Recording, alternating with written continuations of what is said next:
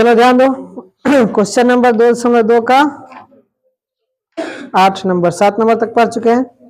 ध्यान समझना, 8 number easy question है ये। 8 क्लास का 2.2 का 8 नंबर क्वेश्चन। ध्यान समझना, 8 नंबर क्वेश्चन क्या कर रहा है? 11 के लगातार 3 गुणजों का योग 231 है तो उन्हें ज्ञात करें। ध्यान समझना क्वेश्चन, ध्यान सुनो इधर। ये 8 का 2.2 का जो क्वेश्चन है, इसमें हम लोग को जानना है, जो क्वेश्चन कर रहा है कि 11 के लगातार 3 गुणजों का योग 231 है तो उन्हें ज्ञात करें। 11 के लगातार 3 गुणज, तो थोड़ा ध्यान समझना। 11 के लगातार 3 गुणज का मतलब क्या? 3 बार गुना, यानी एक बार 1, एक बार 2 से, एक बार 3 से, लेकिन इसे गुना नहीं करना है। 11 के लगातार 3 बार गुना का मतलब 3 गुणज का मतलब लगातार 11 वृद्धि, 3 बार वृद्धि।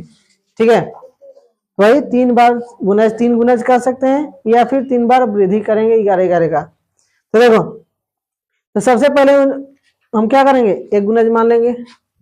माना कि लगातार, लगातार का मतलब एक के बाद एक। जैसे मान लो 11 है, 11 के बाद अगला गुणज कौन सा होगा? फिर से 11 बढ़ेगा तभी ना गुणज होगा, यानी 22। फिर अगला गुणज कौन सा होगा? 33। 11 वृद्धि होगा, 3 गुणज हो गया। उसी तरह हमको यहाँ पे देखना है कि 11 के लगातार 3 गुणजों का योग 231 है, तो गुणज कौन कौन है, कौन कौन संख्या उसको बताना है। तो मान लीजिए, माना कि पहला संख्या को क्या मानेंगे? बराबर x। मान लीजिए पहला संख्या क्या है? पहली संख्या बराबर x है। माना कि पहली संख्या जब x है तो दूसरी संख्या कितना होगा? दूसरी संख्या बराबर, ध्यान दो, पहली संख्या जब x है तो दूसरी संख्या क्या होगा? तो x नहीं, 11 का गुणज मिलाना है। तो क्या करेंगे हम यहाँ पे? लगातार 11 गुणज कब आएगा? जब 11 जोड़ेंगे तभी आएगा ना। 11 जोड़ेंगे यानी x प्लस 11, अगला गुणज आ जाएगा। उसी तरह तीसरा संख्या, इसलिए तीसरी संख्या कितना होगा? फिर से इसमें 11 जोड़ेंगे तो क्या होगा? x प्लस 11 पहले से है, फिर से 11 जोड़ेंगे तो कितना होगा? x plus 22। क्लियर है? यहां तक कोई प्रॉब्लम है? अब देखो प्रश्न क्या कर रहा है, प्रश्न अनुसार यानी प्रश्न से। प्रश्न कर रहा है 11 के लगातार 3 गुणजों का योग 231 है, सबका योग कितना है? 231। तो सबको जोड़ लो, x फिर प्लस x प्लस 11 फिर प्लस x प्लस 22, सभी का योग कितना कितना दिया है? 231। ठीक है, अब इसे हल करो। x x x कितना हो जाएगा? 3x प्लस 11 और 22 जोड़ेंगे तो 33 बराबर कितना? 231।